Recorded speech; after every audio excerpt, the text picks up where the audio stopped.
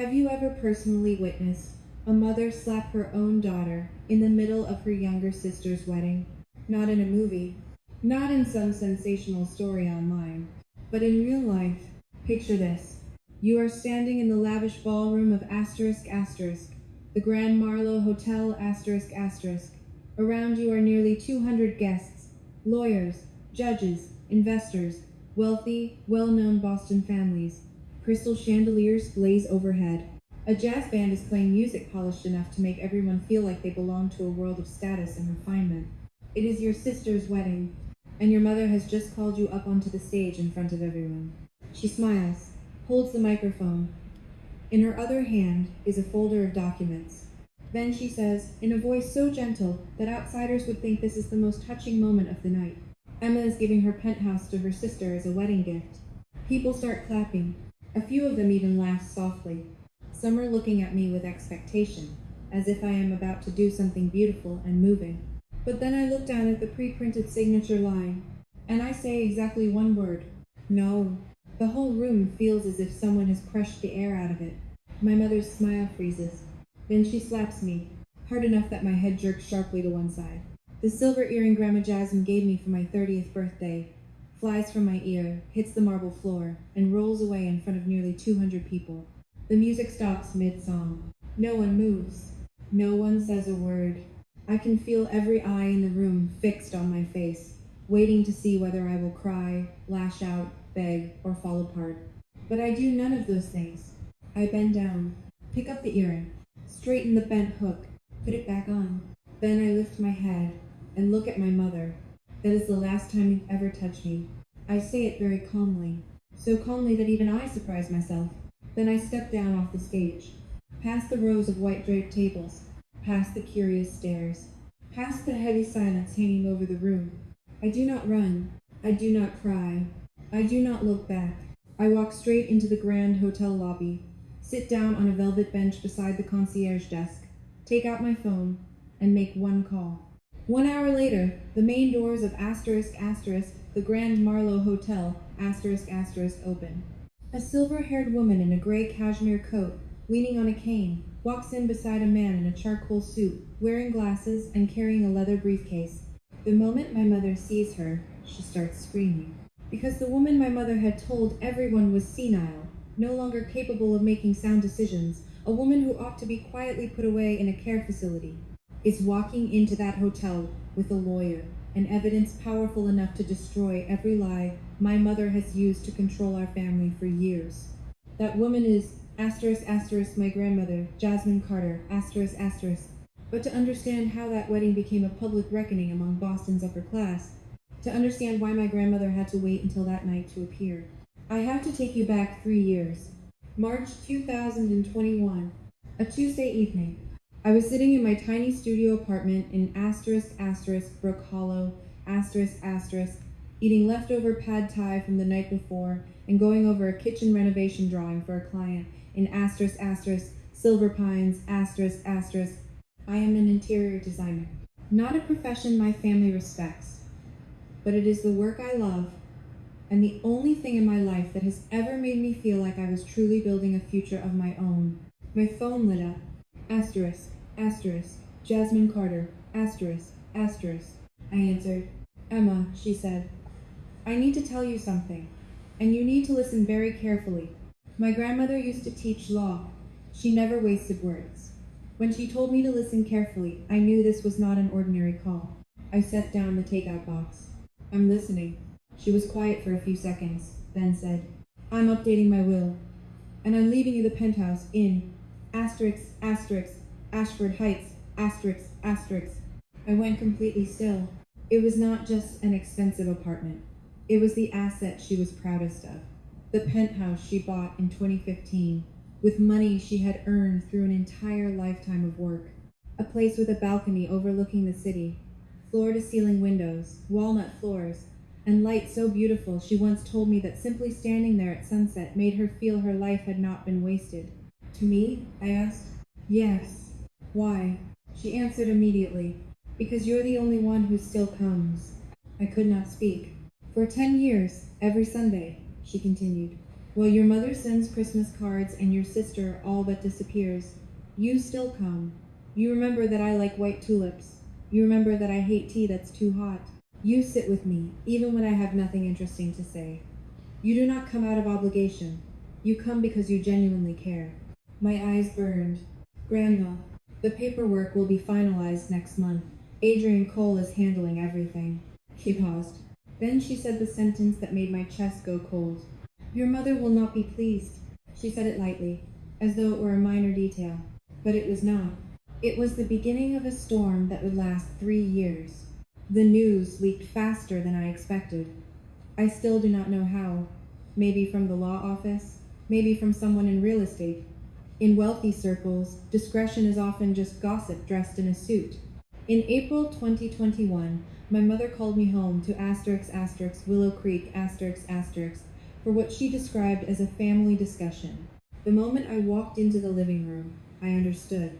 It was not a discussion. It was a trial.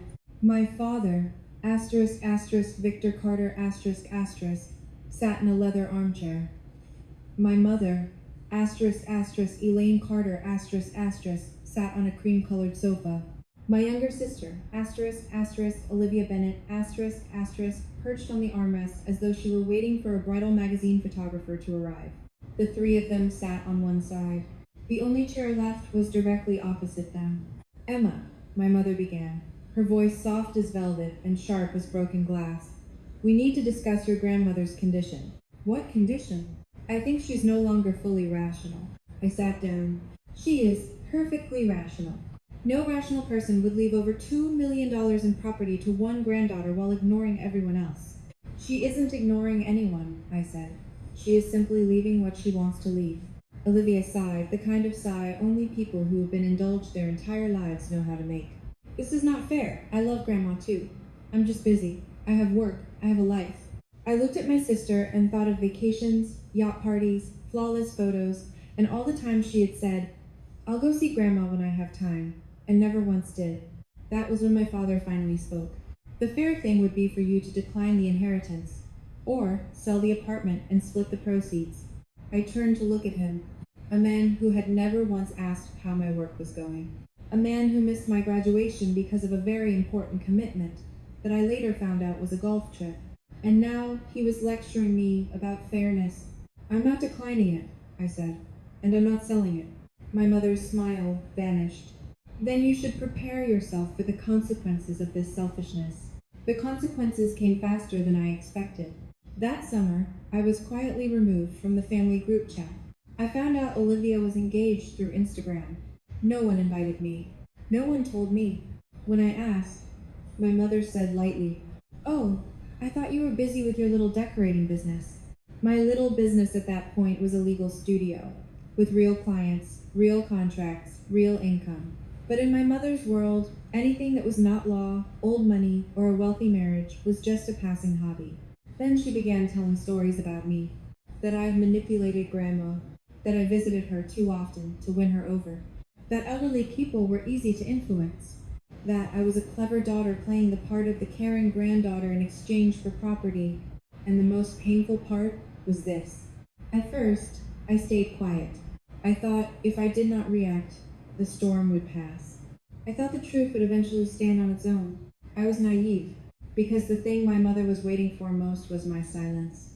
At the end of 2021, Grandma Jasmine moved into Rosehaven Senior Living, She said she wanted peace and quiet. She said she was tired of drama. But many Sunday afternoons, sitting with her in the garden, I would catch something in her eyes that made my own heart go cold. It was not just sadness. It was caution. One time I asked, Grandma, did something happen between you and Mom? She looked at the sunlight stretched across the lawn for a long time before answering. There are some things that, if touched too soon, destroy more than they heal. I let that sentence drift away.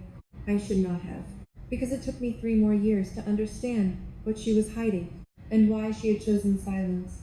If you have ever felt as though your own family turned you into the guilty one simply because you refused to sacrifice everything, then you understand that the worst pain is not rejection. It is being twisted into the villain of a story someone else wrote. If this story reaches something inside you, stay with me until the end. Because what happened at that wedding was not just a public exposure. It was the moment a grandmother finally chose not to stay silent in order to protect what was wrong. In December 2023, I received a thick, cream-colored envelope. Inside was Olivia's wedding invitation. Asterisk, asterisk, Olivia Carter and Jonathan Bennett. Asterisk, asterisk, asterisk, asterisk, the Grand Marlowe Hotel, asterisk, asterisk. Black tie. I held the invitation for a long time. After 2 years of being treated like a ghost, now they wanted me at the wedding? That night, my mother called. Emma, did you receive the invitation? Yes. Good. I think this is a wonderful opportunity for the family to heal. I said nothing. Then she got to the point. Olivia and Jonathan are about to begin their life together. I think it's time you reconsider the penthouse. I closed my eyes. I knew immediately. The invitation was not an olive branch. It was a trap wrapped in beautiful paper. That apartment is mine. You could transfer it to your sister as a wedding gift. Think how beautiful that would be. How generous. How meaningful. You are using Grandma to convince me to do the exact opposite of what she wanted. My mother's voice turned cold at once. Olivia is marrying into a family of stature. Jonathan needs a home worthy of entertaining, of building the right image. Then Jonathan's family can buy them one. Silence. Then my mother spoke very slowly. I expect you to think very carefully before the wedding, and choose what is right. She hung up. I sat in my studio for a long time, watching the afternoon light fade over my drawings, and understood that if I went to that wedding and refused in front of the people my mother had spent decades cultivating, she would punish me in the most public way possible. But if I did not go, I would be handing her the right to tell the story however she wanted. That is why I still RSVP. Asterisk, asterisk, attending. Asterisk, asterisk. A week before the wedding, Grandma Jasmine called me at 7 in the morning. Her voice was so calm it frightened me. Emma, listen carefully. If anything happens at the wedding, and I believe something will, you must call Adrian Cole immediately. I grabbed a pen. What do you mean? Just write down the number. I wrote it down. My hand was shaking. If things go too far, all you have to say is, Jasmine says it's time to use the file. Adrian will understand. Grandma, what file? She was silent for a few seconds. Then she said softly, the most important thing is not the file. It's that you remember I love you, no matter what happens. Then she hung up. I sat frozen on the edge of my bed. For the first time, I had the feeling she was not merely preparing for an uncomfortable party. She was preparing for a war. On the 15th of March, 2024, I walked into asterisk, asterisk, the Grand Marlowe Hotel. Asterisk, asterisk, feeling as though I were entering the territory of an ambush. The hotel was so beautiful it almost made you forget that the ugliest things often happen in the grandest settings. The ballroom was covered in white orchids, tall candles, ivory tablecloths, and crystal glassware reflecting the light in a way that was almost icy. Every detail was perfect. It was the kind of luxury that made one thing obvious. This was not just a wedding. It was a performance of status. I wore a navy dress, light makeup, and Grandma Jasmine's silver earrings. I had spent nearly 2 hours choosing what to wear. If I dressed too expensively, they would say I was showing off with Grandma's money. If I dressed too simply, they would say I was embarrassing the family. In the end, I chose the outfit in which I could still recognize myself in the mirror. My father met me near the champagne bar. Emma, Dad, that was all. After 30-some years of being father and daughter, we stood in the middle of a crowd speaking like strangers trapped at the same party. 10 minutes later, Olivia appeared. White wedding gown, heavy crystal beading, a perfect smile. My sister had always been beautiful in the kind of way that made people believe she deserved the very best at everything. The problem was, Olivia believed that too. So you really came, she said, hugging me lightly. It's your wedding day. She pulled back, her eyes flicking over my face, then asked in a low voice, Did you bring the paperwork? I thought I had misheard. What paperwork? Her smile faltered slightly. Mom said you'd be signing over the penthouse today, as the wedding gift. At that moment, everything became crystal clear. The invitation, the healing phone call, the fake sweetness. It had all been the setup. There is no paperwork. What do you mean? I mean, the penthouse is not a wedding gift. Olivia blinked. I could see genuine surprise in her eyes, not because she felt ashamed, because she had truly believed I would go along with it. But we were planning to move in after the honeymoon, she said. We even told the realtor we wouldn't need the condo in Back Bay anymore. Then you should not have made plans around something that does not belong to you. Olivia clenched her jaw. You don't even need it. You still live in that tiny studio. You never entertain. What kind of life do you even have that requires a penthouse? I looked at my sister and saw our whole childhood in that one question. Why would someone like me need something beautiful? Why would someone who did not marry rich, did not practice law, and did not live to impress other people deserve something valuable? What matters is not what I need, I said. What matters is what Grandma wanted. She stared at me for a moment, then leaned closer. Mom's going to handle this. She whispered it, but not softly. Then she walked away. I stood there, alone, beside an ice sculpture shaped like a swan, and almost laughed at the irony that even the swan was melting under the heat of a performance prepared too carefully. I headed toward the bar, but before I could order a drink, a woman in a cream Chanel suit stepped into my path. Asterisk, Evelyn Moore. Asterisk, one of my mother's social acquaintances. The kind of woman who had attended countless fundraisers and garden parties my mother hosted. You're Emma, aren't you? Yes. Elaine has mentioned you. I'm sure she has. Evelyn smiled politely. I heard you're looking after some property for your grandmother. That's very admirable. Are you planning to sell it soon? That was when I understood more clearly than ever the campaign my mother had been quietly running. In her stories, I was not the heir. I was only a temporary caretaker. A girl who, in the end, would surely do the right thing. Actually, I said, I live there. Evelyn faltered, then forced a brittle smile. Oh, I see. She left faster than she had arrived. I watched her go and realized my mother had been preparing this battlefield for a long time. Every conversation, every carefully placed comment, every tea, every social connection. She had told her version of the story often enough that tonight people only had to look at me through the lens she had already built for them. I stepped onto the balcony to breathe. The March wind was freezing, but still kinder than the suffocating atmosphere inside the ballroom. I leaned against the stone railing, looking down at the square below, trying to slow my heartbeat. My phone buzzed. Asterisk. Grandma. Jasmine. Asterisk. I answered immediately. I'm here. Tell me what's happening. I glanced through the glass doors into the crowd inside. How do you know something's happening? Because I know your mother. Her voice was calm and cold. She's been making calls for weeks, gathering people, preparing the story. She needs an audience for whatever she plans to do. I fell silent. Then I asked the question I had wanted to ask ever since the week before. What are you hiding from me? There was a long silence on the other end. Then she said, 6 months ago, Daniel came to see me. Daniel was an old acquaintance of mine who now worked investigations. I had heard him mention irregular property transactions near the coast, but I never imagined it had anything to do with my family. Daniel found something strange, she said.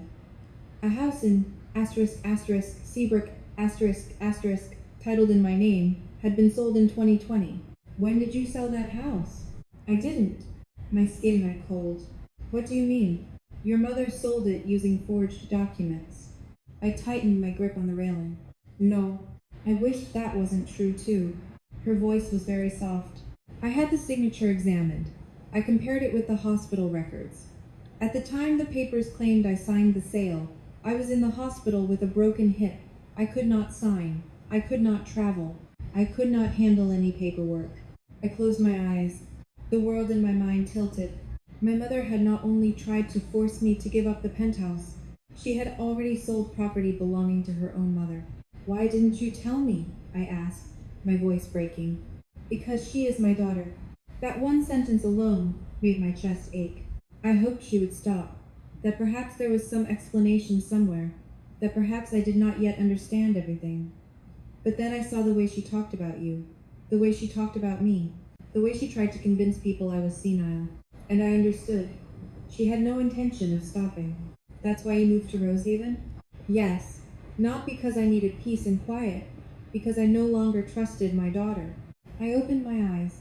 The wind cut across my face, but it did not hurt as much as imagining my grandmother discovering that her own child had sold her property behind her back. "Grandma, listen to me," she said. "If she corners you tonight, do not sign anything, and do not think you are alone. You have never been alone." I swallowed hard. "What are you going to do?" "If you call Adrian, I will come, and this time I will not stay silent." There was something in that sentence that made me want to cry and stand straighter at the same time. Because for the first time in 3 years, what I heard in her voice was not only sorrow, it was resolve. Painful resolve, but clear. Before hanging up, she added one more sentence. "Emma, you are not wrong simply because you were loved." I stood there for a long time after the call ended. Some older people spend their entire lives holding a family together, swallowing pain just so everything on the outside looks intact. But there comes a point when silence is no longer grace. It becomes the thing that feeds what is wrong. And that night, I knew Grandma Jasmine had reached that point. I went back into the ballroom. Dinner was served. Toasts were made. My father spoke about tradition and family. I almost laughed. Jonathan Bennett talked about the future, about 2 families, about unity. Olivia smiled beside him, beautiful as an expensive postcard. I sat at a table near the back, trying to make myself invisible. But my mother had never intended to let me be invisible. Some people listening to this might wonder why I didn't leave the moment I realized I had walked into a trap. I asked myself the same thing. But there are moments in life when if you walk away, someone else will use your silence to rewrite the whole story. And I was tired of letting other people tell me who I was. A spoon struck a glass. The entire ballroom quieted. My mother stood, holding a microphone in one hand and a champagne flute in the other. "If I may," she said, "I'd like to create a very special moment for our family." My spine went cold. The Carter family has always believed in taking care of one another, in sacrificing for one another. And tonight, in that spirit, I'd like to invite my eldest daughter, Emma, up to the stage. All eyes turned toward me. I stood, and understood the trap had just closed. I walked onto the stage feeling like my legs no longer belonged to me. My mother draped an arm around my shoulders, a gesture that looked affectionate to everyone else. But her grip was so tight that I understood exactly what it really was. Control wrapped in a smile. "Our Emma," she said into the microphone, "has been entrusted by Grandma Jasmine with something incredibly precious, the penthouse in Ashford Heights, worth over $2 million. Murmurs of interest moved through the room. I looked down at the faces below. Some tilted their heads, some smiled knowingly, some were clearly preparing themselves to witness a moving family moment. "As everyone knows, Olivia and Jonathan are beginning married life together," my mother continued, "and Emma, with her generous heart, has thought deeply about how she can support her sister on the most important day of her life." Then she pulled out the folder. Thick, tabbed. Every page, ready. My name already printed. All Emma has to do is sign here, and the penthouse will become a meaningful wedding gift to her sister. The part that chilled me most was this. People applauded. They truly thought this was a touching gift, a noble act of sacrifice, a moment of family connection. I looked down at the papers. Transfer of ownership, gift declaration, voluntary consent. Everything was prepared. No one had asked me, because in their minds, I had never really been someone with the right to refuse. "I'm not signing." I said it into the silence that had just formed. My mother's smile froze solid. "Don't be nervous, sweetheart. It's just paperwork." "No," I said. "This is not just paperwork. This is the property Grandma left to me. Not to Olivia. Not to the family. To me." The applause died instantly.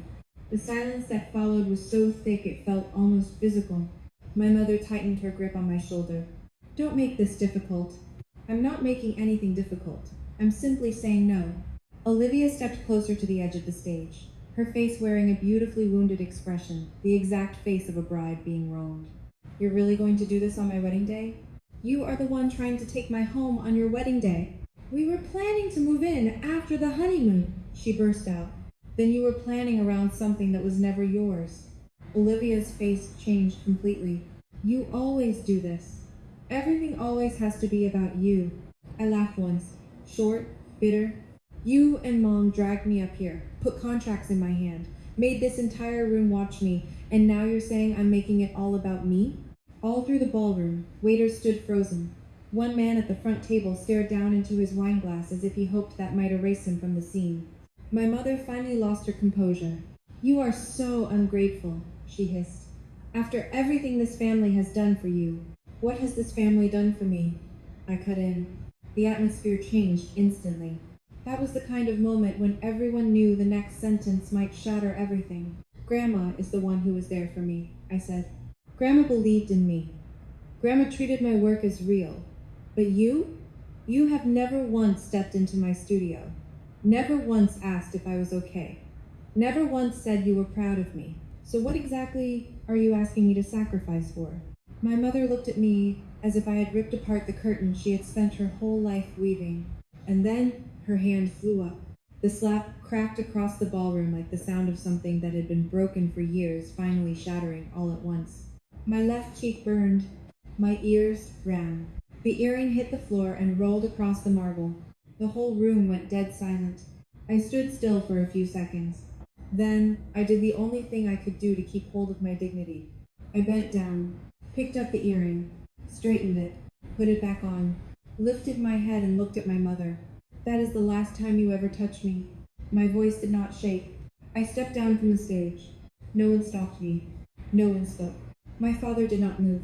Olivia stood frozen. Jonathan looked as if he had just realized exactly what kind of family he was about to be tied to. I walked through the rows of tables, through the stares following me, through the hurried whispers, past the silent band, through the whole ballroom holding its breath, into the lobby, onto the velvet bench. Then I called Adrian Cole. He answered after the first ring. Adrian Cole's office. This is Emma Carter. Yes, Miss Emma. Please tell Jasmine it's time to use the file. There was half a beat of silence then. Understood. She'll be there within the hour. I hung up, then sat there quietly, touched my cheek. It was still hot, but what hurt most was not the slap. It was the truth that my mother genuinely believed she could do that in front of nearly 200 people and still keep control of the story. 15 minutes later, a few people began drifting through the lobby. They saw me, but none of them knew what to say. Some looked sympathetic, some avoided my eyes. Some looked as though they had just realized this evening was no longer a wedding, but a slow-motion explosion of a family rotten from the inside out. My father did not come out. Olivia did not come out. My mother certainly did not. Close to 9 o'clock, the main doors opened. Grandma Jasmine stepped in with Adrian. She wore a dark gray coat over a simple black dress. Her silver hair was pinned back neatly. She held a cane. She moved slower than she once had, but her back was straight in the way of someone who had stood through countless arguments and had never once bowed to what was wrong. She saw me. Her eyes stopped on my left cheek. I saw a flicker of pain pass through them. Not loud, not theatrical. Just the quiet pain of a grandmother seeing her granddaughter hurt by her own daughter. She stepped forward and cupped my face in both hands. She hit you? I nodded. Her jaw tightened. Then she bent and kissed my forehead. Just like she used to when I fell off my bike as a child. That gesture alone nearly undid me. You came, I said. I promised. She turned to Adrian. Let's go in. When we walked back into the ballroom, chaos had already spread. People were standing in clusters. Champagne sat untouched. Olivia was seated near the head table, mascara smudged. Jonathan and his parents stood beside her with strained expressions. My mother was talking quickly to my father. No one noticed us for the first few seconds. Then one person turned, then another. Whispers spread fast. My mother turned around and went white. Mom? Maidie-san. Grandma Jasmine walked into the middle of the room with the presence of someone who had not come to plead or explain. She had come to end it. My name is Jasmine Carter, she said, her voice carrying clearly without a microphone. And I am here to confirm that the penthouse in Ashford Heights is property I legally left to my granddaughter, Emma Carter, in a fully valid will. Adrian opened his briefcase and held out the first set of documents. A certified copy of the will. Grandma continued, I was fully of sound mind when I made it. I was not manipulated. I was not pressured. I chose Emma because that was my wish. My mother let out a brittle laugh. You're tired. You don't know what you're saying. Be quiet, Elaine. I had never heard my grandmother speak to my mother in that tone. Not loud, not raised, but cold as steel. Tonight you struck my granddaughter in front of hundreds of people. Don't speak to me about who knows what they are saying. The whole room fell silent. Grandma looked around. And there was something else. Something I should have said 3 years ago. Adrian held up the second file. These are records regarding a house in Seabrook, property titled in my name, sold in 2020 for $875,000. I heard someone inhale sharply. I did not sell that house, Grandma said. I did not sign any papers. At the time those documents claim I signed, I was in the hospital with a broken hip. Adrian lifted the forensic report. This is a handwriting analysis. Conclusion. The signature on the sale documents does not match Mrs. Jasmine Carter's genuine signature. The indicators of forgery are substantial. My mother shouted. Lies! All of it is lies. Grandma looked straight at her. I gave you 3 years to tell the truth. 3 years to stop. But instead of confessing, you slandered Emma, slandered me, and tonight you tried to steal from her in the middle of a wedding. My mother spun toward my father. Victor, say something. My father stood motionless for a few seconds. Then he said the sentence he probably thought would save him. I didn't know about Seabrook. My mother whirled on him. You signed the papers. I signed what you told me to sign. You're putting this all on me? I didn't know it was forged. The whole room watched their marriage split open in real time. Olivia spoke, her voice small and shaking. Mom, what is Grandma talking about? But my mother could no longer answer. Because for the first time, the truth was standing in the room in the form of documents, signatures, lawyers, dates, and evidence. And once the truth has entered the room, lies lose their place to stand. Grandma turned to me. Emma, I'm sorry. I shook my head. I'm sorry I left you alone in this for so long. I took her hand. You came. That's enough. Her expression softened, but I could still see the deep pain in her eyes. Not the pain of being exposed as betrayed, the pain of finally having to say out loud that the one who betrayed her was her own daughter. Then she looked at my mother one last time. You lost me the day you chose greed over decency. Tonight is simply the night everyone else finally sees it. She turned away. I walked beside her. Adrian followed. Behind us, the noise rose like a wave, but I did not look back. Not once. When I walked out of that ballroom with my grandmother, I was not thinking about victory. I was not thinking about revenge. I was only thinking about how heavy it must have been for her to carry all of that alone for 3 years. If you have ever had one person in your life believe you when the whole world misunderstood you, then you know how precious that is. We had barely reached the lobby when Jonathan Bennett hurried after us. His dress shoes struck the floor sharply. I turned, expecting anger, or at least some desperate attempt to salvage the wreckage of the wedding. But when he stopped in front of Grandma Jasmine, what I saw was not grief. It was calculation. Mrs. Carter, he said, trying to sound respectful. I think there may be some misunderstandings. Perhaps we should speak privately. Grandma regarded him with a calm that was almost merciless. There are no misunderstandings. I mean, family matters can get complicated. Paperwork can sometimes. The paperwork was forged, she cut in. That is not complicated. That is criminal. Jonathan hesitated, then changed tactics. Olivia mentioned that perhaps you might reconsider certain decisions about the estate, now that the family is expanding. There I was, standing in the ruins of my sister's wedding, still listening to the groom negotiate for property. Grandma Jasmine smiled, faintly. It was the kind of smile that lets a person know they have just forfeited their own dignity. You married the wrong woman, hoping for a shortcut, Mr. Bennett, she said. And if you are asking whether I intend to transfer my assets to the couple who just tried to pressure my granddaughter into giving up her home at a wedding, the answer is no. Jonathan flushed. Adrian stepped forward half a pace. I advise you to return to the ballroom, Mr. Bennett. Anything you say at this point may affect later proceedings. Jonathan stepped back. For the first time since I had known him, he no longer looked like a promising man with a bright future. He just looked like someone realizing he had stepped into a swamp he could not control. We walked outside. The March night air was cold, but kind. I stood beside Grandma Jasmine under the hotel lights, and for the first time that evening I felt I could breathe. Are you okay? I asked. She exhaled slowly, tired, but lighter.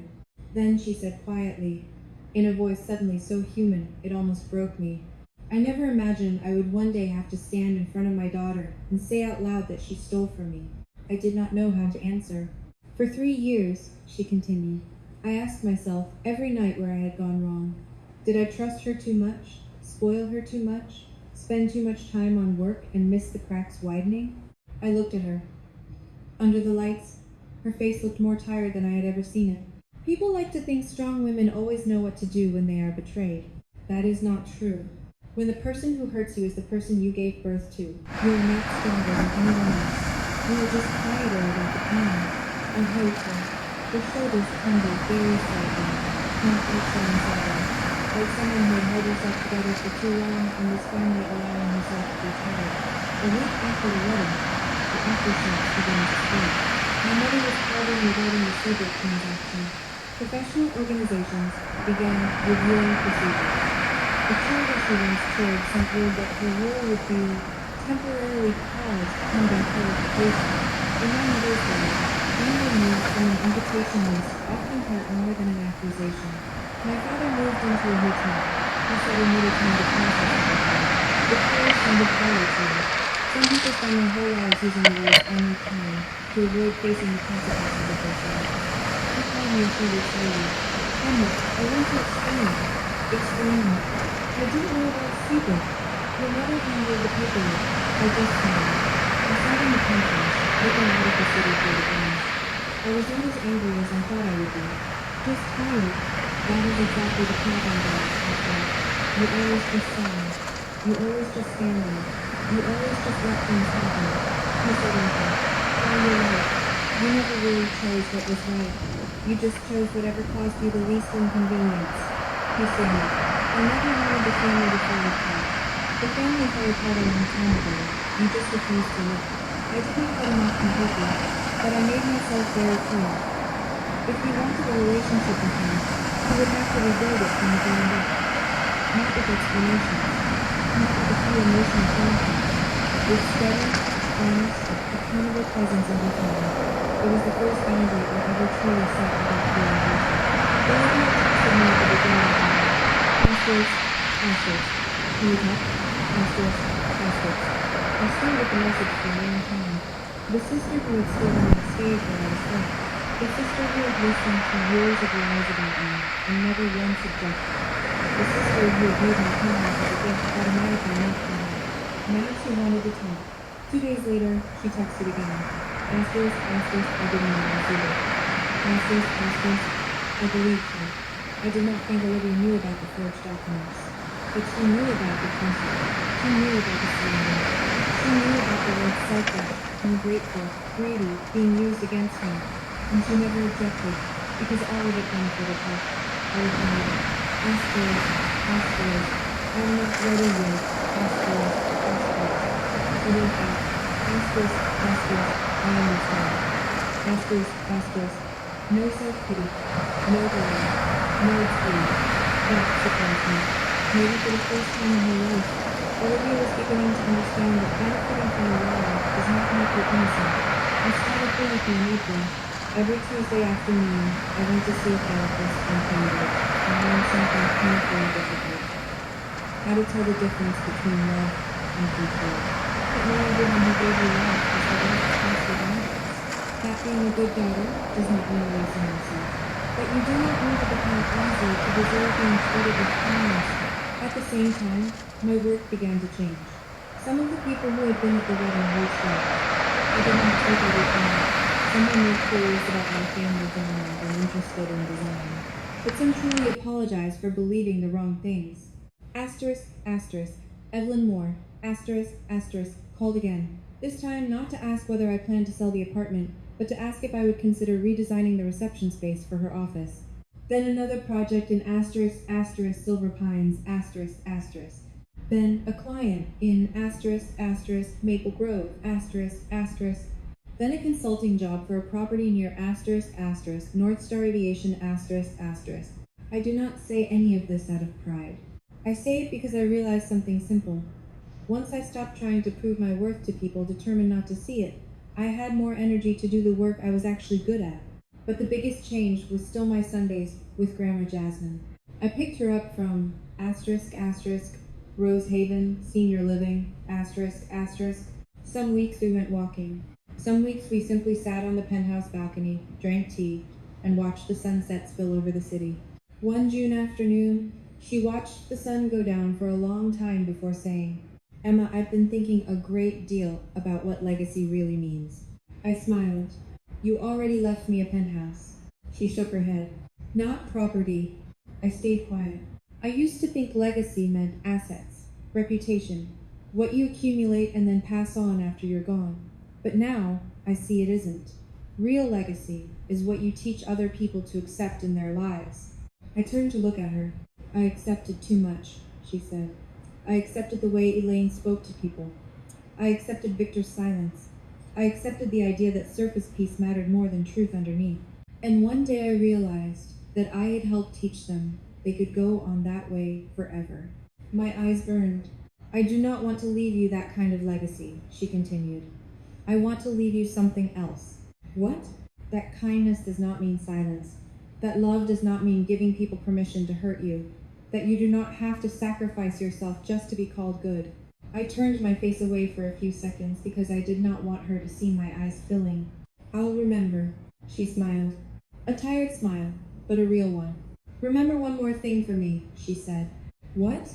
"Love without respect is not love. It is habit, duty, or fear of losing someone. Don't confuse those things."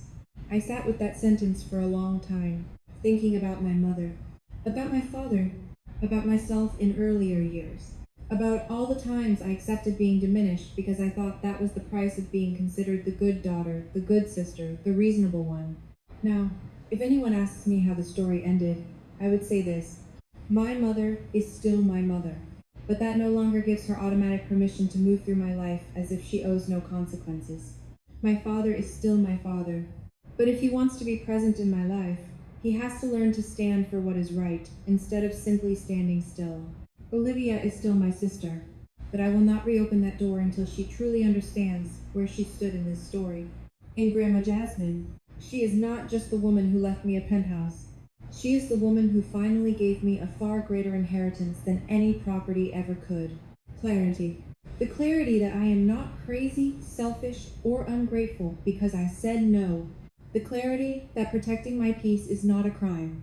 The clarity that a person can be gentle, kind, devoted to family, and still speak the truth when silence begins feeding something evil. I still live in that penthouse now. Grandma Jasmine still visits when her health allows. My work keeps growing. I still go to therapy. I am still learning not to apologize simply because I have boundaries. Still learning that peace is not something you buy by making everyone else comfortable.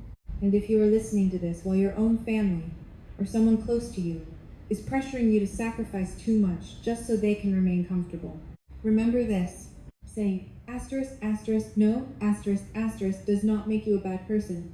Having boundaries does not make you ungrateful. And protecting your peace is never selfish. Grandma Jasmine took many years to stand in a room full of people and tell the truth. You may not need a stage like that, but one day you too may have to speak one sentence clearly enough to save yourself. When that day comes, I hope you remember this. You are not weak simply because you endured for a long time. You are only learning how to stop at the right moment. My story did not end with victory.